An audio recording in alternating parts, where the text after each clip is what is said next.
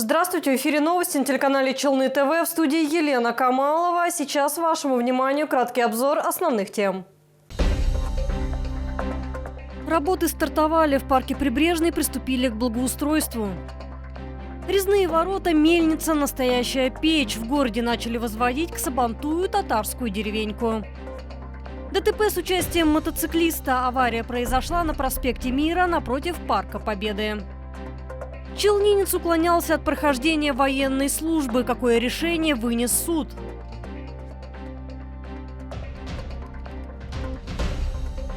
В парке Прибрежный приступили к долгожданному благоустройству. Уже огородили территорию, где будут вестись бетонные работы. Начнут со входной зоны от остановки Дворец спорта до лыжной базы. На место благоустройства выехала наша съемочная группа. Огородили. Будем снимать растительный слой и заполнять глиной и трамбовать.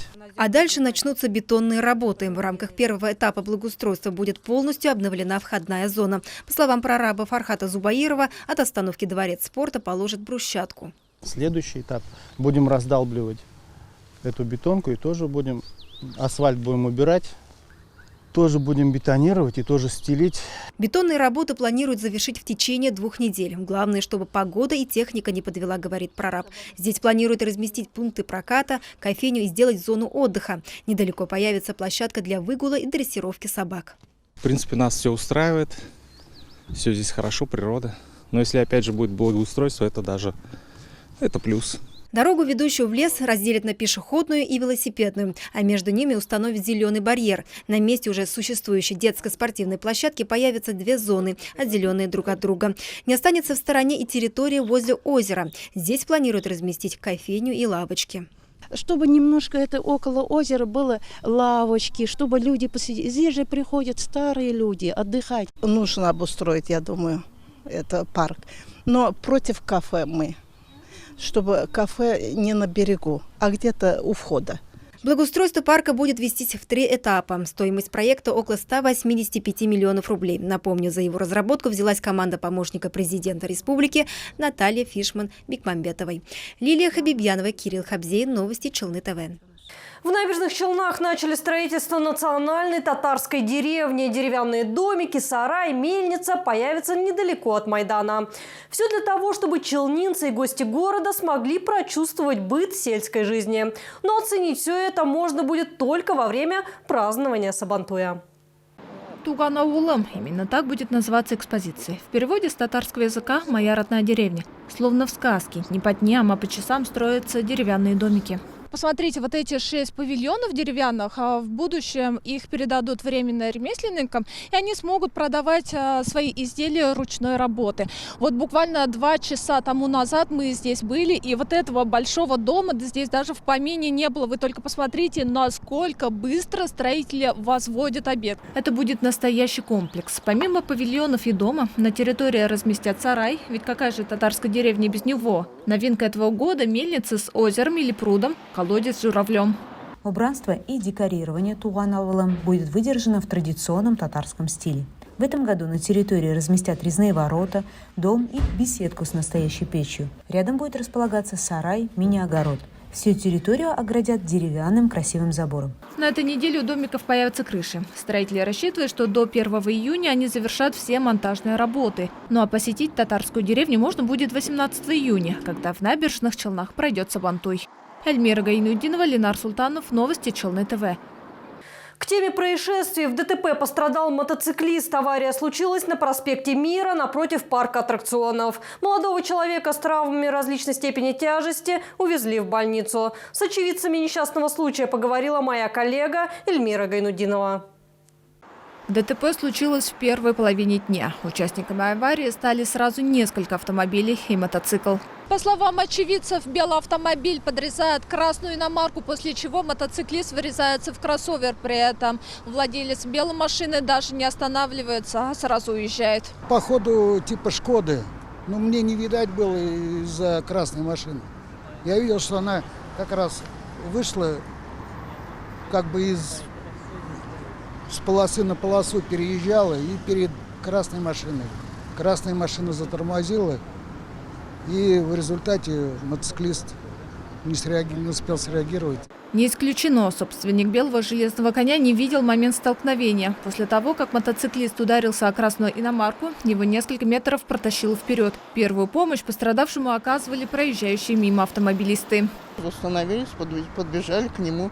У него нога была видно, что сломана. Прям как-то она вот так вот загнулась. И рука еще. А рука, наверное, ушиб был сильный. Он жаловался сам. Голова, он в шлеме был. Голова его спасла. Мотоциклист получил травмы различной степени тяжести. Все обстоятельства еще предстоит выяснить, так же, как и степень виновности каждого из участников дорожного движения. Эльмира Гайнудинова, Ленар Султанов, новости Челны ТВ. Уклонялся от прохождения военной службы и оказался на скамье подсудимых. В Набережно-Челнинском городском суде вынесли приговор 22-летнему парню. Челнинец долгое время игнорировал повестки из военкомата. Какое решение принял суд, смотрите прямо сейчас. Согласно материалам дела, молодой человек еще в 2020 году не явился в военкомат в рамках весенней и осенней призывной кампании. Челнинец работает наладчиком на одном из предприятий города. Отсрочки от армии у него нет. Должен был период времени с 1 апреля 2020 года до 31 июля 2020 года быть призван на военную службу вооруженных сил Российской Федерации. Совершил преступление, предусмотренное частью 1 статьей 328 Уголовного кодекса Российской Федерации, уклонение от прохождения военной и альтернативной гражданской службы. В качестве наказания сторона гособвинения просила штраф в размере 100 тысяч рублей. Решением суда назначено 40. Молодой человек ранее судим не был. В содеянном раскаялся. Признаете ли вы себя виновным? Да. Уклонистов с каждым годом становится меньше, отмечает военком города. Борьбу мы ведем с этой категорией граждан беспринципно, неукоснительно, в рамках закона. Такой, конечно, граждан не так много у нас. В 2010 году мы осуждали по 15 человек, сегодня их гораздо меньше, но тем не менее с данным фактом будем бороться до конца. Призывникам напоминают, за уклонение от армии может грозить не только штраф, но и лишение свободы. Арина Шамина, Айдар Мусин, новости Челны ТВ. А сейчас впереди короткая реклама, не переключайтесь. –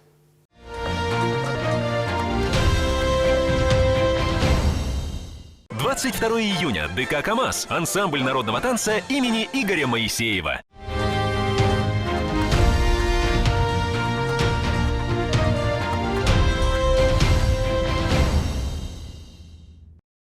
Вы смотрите новости, мы продолжаем. Большие и маленькие, высокие и низкие. Больше 100 коробок с гуманитарной помощью для жителей Донецкой и Луганской народных республик, а также для вынужденных переселенцев, проживающих в Челнах, собрали неравнодушные прихожане Боровецкой церкви. Как поддерживают верующие людей, попавших в трудную жизненную ситуацию, узнаем в нашем сюжете. Первый этаж пункта приема одежды превратился в склад. Здесь в коробках лежат вещи первой необходимости. Прихожане помогают как могут. Приносят одежду, средства гигиены, лекарства и продукты. Наши продукты входят не портящиеся продукты. Это мясная тушенка, это супы быстро завариваемые, это крупы, это растительное масло. То, что не портится, то, что не течет. По словам помощника Благочинова, еще перед первой отправкой гуманитарной помощи многие жители Донецкой и Луганской народных республик просили детское питание и памперсы. Сейчас есть острая необходимость в одноразовой посуде, теплых пледах и легких одеялах. Собранные коробки нуждающимся волонтеры увезут уже на днях. Всего неравнодушные прихожане в Донецкую и Луганскую народные республики отправили 4 «Газели» с гуманитарной помощью.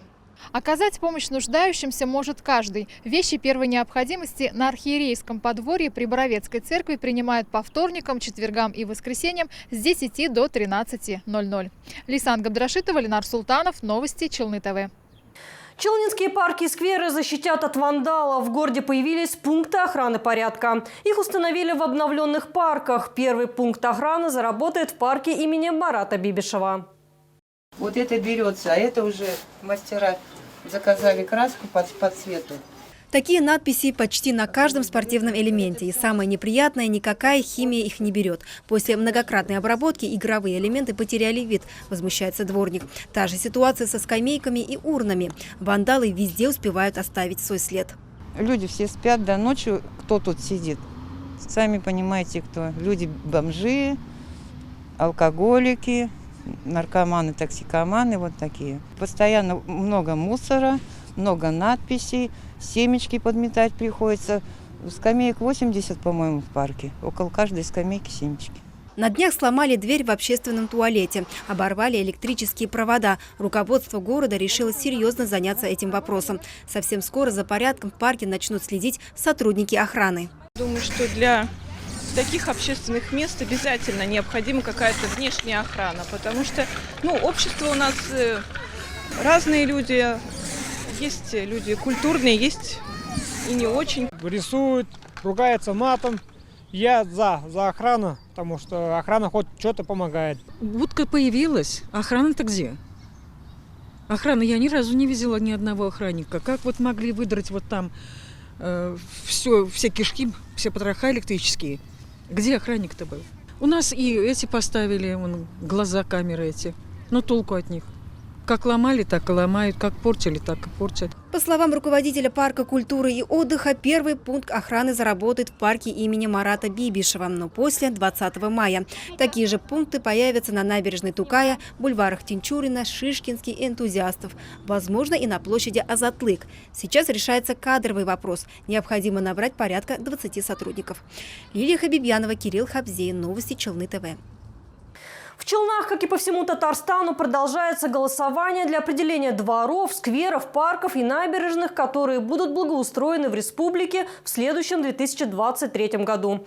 Опрос проводится в рамках федерального проекта формирования комфортной городской среды и республиканской программы «Наш двор». За какие объекты голосуют челнинцы, узнала Лилия Гатина.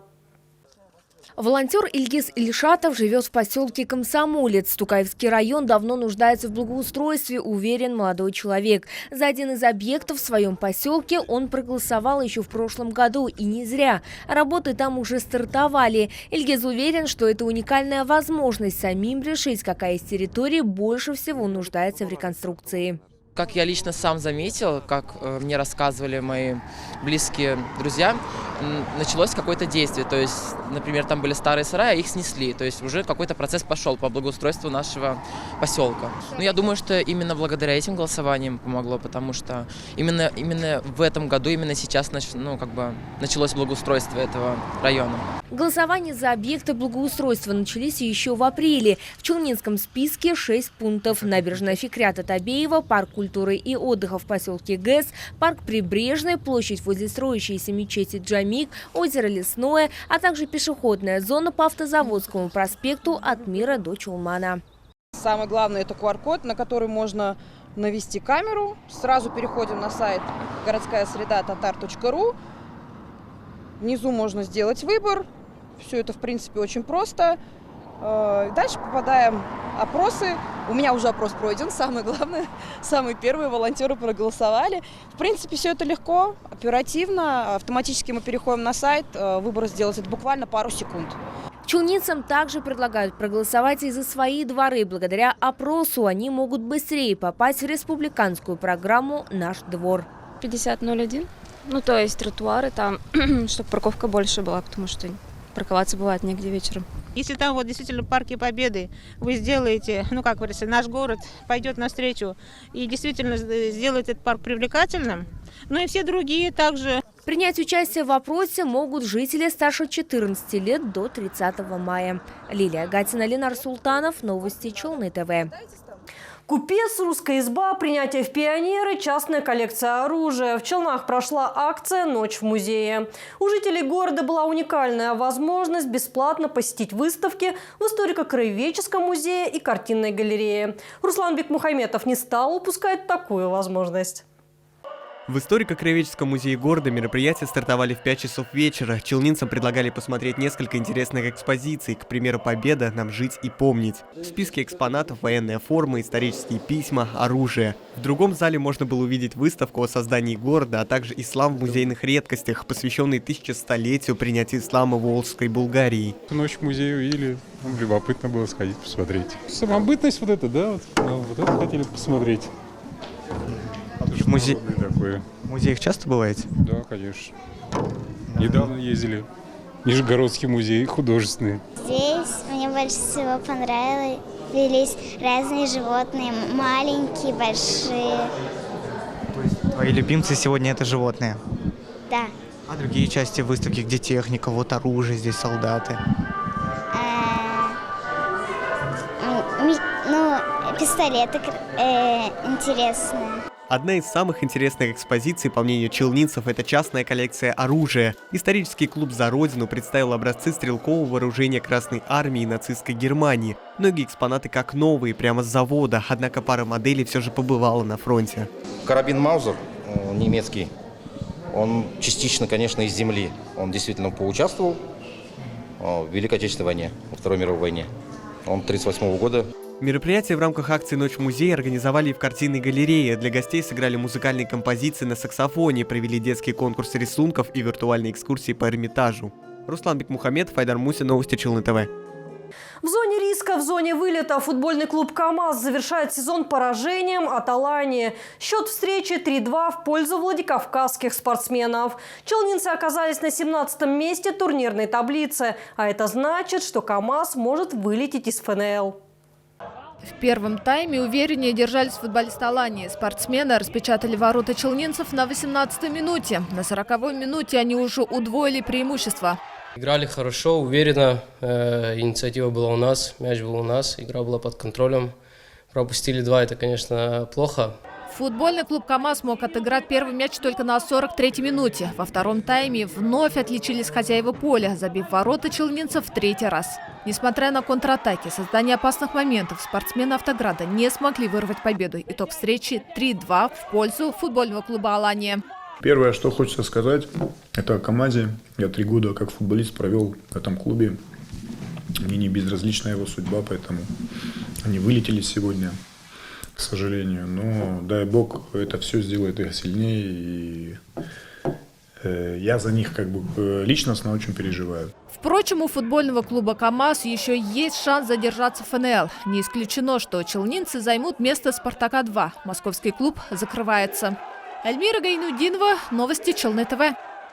Это все, что мы хотели рассказать вам сегодня. Впереди вас ожидает прогноз погоды. Сразу после него вашему вниманию новости на татарском языке. На этом я с вами прощаюсь. До встречи на нашем телеканале.